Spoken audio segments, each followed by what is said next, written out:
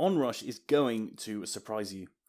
At an underground lair in the heart of Hackney in London, the first thing that other press members said as I asked them what they thought of the game was, "It's surprising," or "I didn't expect it to be this." These are sentiments that I shared. I went to this event with a clear idea in my head of what I was expecting from OnRush, a kind of bonkers arcade racer that feels like it should be played in a cabinet rather than on a sofa, with some mates nearby egging you on.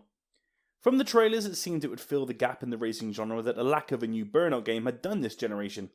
No, Paradise Remastered doesn't count. My impression was that I'd be competing in races against the like of Eurogamer and OPM and smashing their time to bits because of reasons that only exist in my own imagination. What OnRush actually is, it's batshit crazy, team-based vehicular warfare that doesn't give a second thought to no damn checkered flag. So how best to explain the concept of OnRush? Yes, you're driving, either cars, trucks, motorbikes, quads and much more.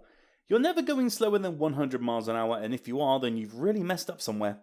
With automatic rolling starts in every match, you get points and boosts for annihilating your opposition, and the more boost you use, you fill up a whole other rush meter, allowing you to go much faster and cause some serious damage to those that are foolish enough to be lining up in front of you, like bowling pins ready to be relegated to the gutter.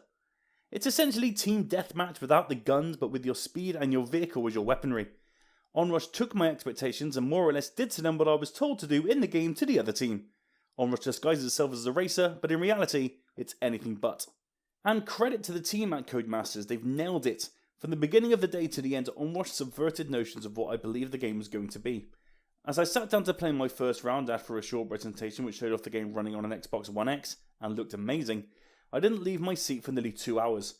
I jumped into the campaign to get a feeling for the game, and after a brilliantly straightforward tutorial which sounds like it's been narrated by Jackie Brown, I started by selecting my vehicle, of which I went for a big ass truck because why the hell wouldn't you? And I was then thrown into a team of AI and the race began. As mentioned at the top, every race gets a rolling start, so you're constantly at a steady speed, and almost immediately I was getting Motorstorm vibes.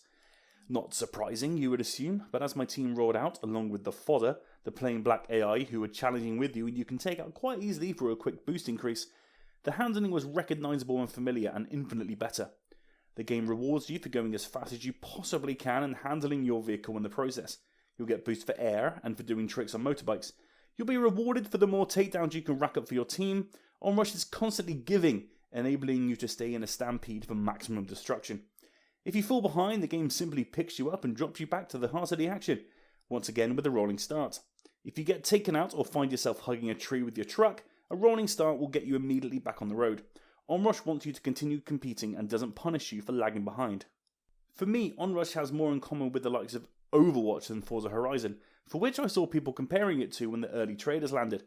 OnRush is a highly competitive and more importantly strategic and team-based game, and I'm looking forward to playing with the finger guns guys when the game launches, with all of us in our headsets, choosing which vehicles we're going to use, deciding which of the opposing team we're going to take out, yelling at each other to keep our boost gauge full and deciding when it would be best to hit that all-important rush mode button.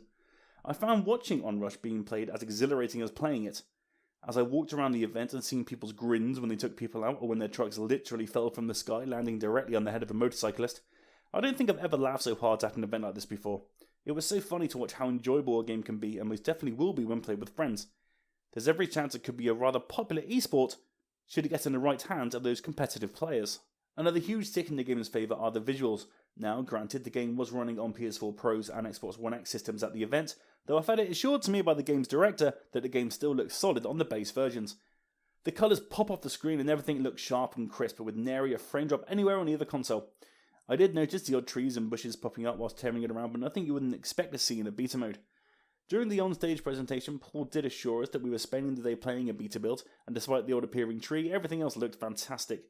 There's a hell of a lot going on before your eyes at any moment, with up to 24 different vehicles taking each other on any one time, and it's very important to be surrounded to give yourself the best chance of scoring some points for your team, so the game needs to be running at a solid enough pace to keep up with the relentless speed that OnRush requires. As expected, the One X and Pro both knocked it out of the park, and I didn't notice a single hint of slowdown.